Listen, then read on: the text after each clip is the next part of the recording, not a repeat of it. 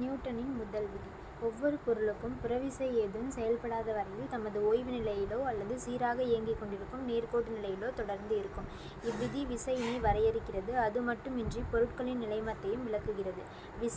விசை என்பது இழுத்தல் அல்லது தள்ளுதல் என்ற புறச்செயல் வடிவமாகும்.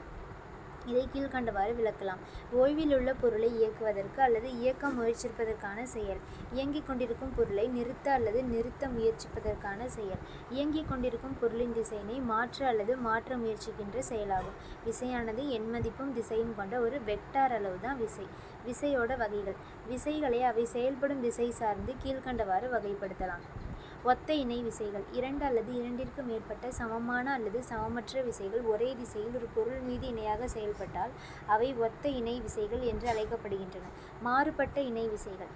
இரண்டு அல்லது இரண்டிற்கு மேற்பட்ட சமமான அல்லது சமமற்ற விசைகள் எதிரெதிர் திசையில் ஒரு பொருள் மீது இணையாக செயல்பட்டால் அவை மாறுபட்ட இணை விசைகள் என்று அழைக்கப்படுகின்றன. தொகுப்பயன் விசை. ஒரு பொருள் மீது பல்வேறு விசைகள் செயல்படும் போது அவற்றின் மொத்த விளைவை ஏற்படுத்தும் ஒரு தனித்த விசை தொகுப்பயன் விசை என்று அழைக்கப்படுகிறது. இதன் மதிப்பு செயல்படும் அனைத்து விசைகளின் வெக்டார் கூடுதலுக்கு எண் மதிப்பு மற்றும் திசை ஆகியவற்றின் சமமாகும். தொகுப்பயன் விசையின் மதிப்பு சுழி எனில் பொருள் சமநிலையில் உள்ளதென அறியலாம். இவ்விசைகள் சமன் செய்யப்பட்ட விசைகள் எனப்படும். தொகுப்பயன் விசை மதிப்பு சுழியில்லை எனில் அவை பொருட்களின் இயக்கத்திற்கு காரணமாக அமைகின்றன. இது சமன் செய்யப்படாத விசைகள் எனப்படும். எடுத்துக்காட்டு: கிணற்றிலிருந்து நீர் எடுக்க செயல்படும் விசை, நெம்புகோலின் மீது செயல்படும் விசை, தராசு தட்டுகளில் செயல்படும் விசை முதலியன சமன் செய்யப்படாத விசைகளுக்கு எடுத்துக்காட்டுகளாகும்.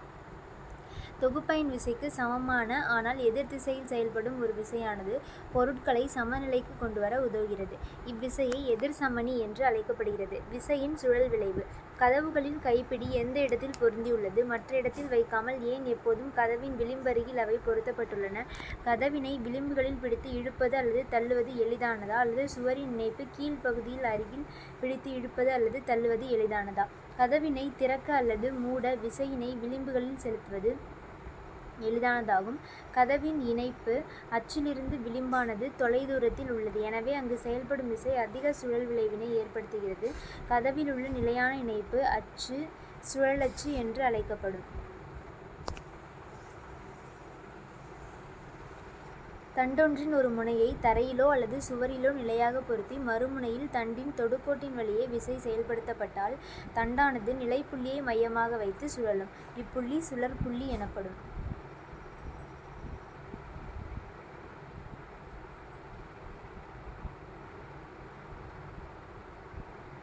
விசையின் திருப்புத்திறன்.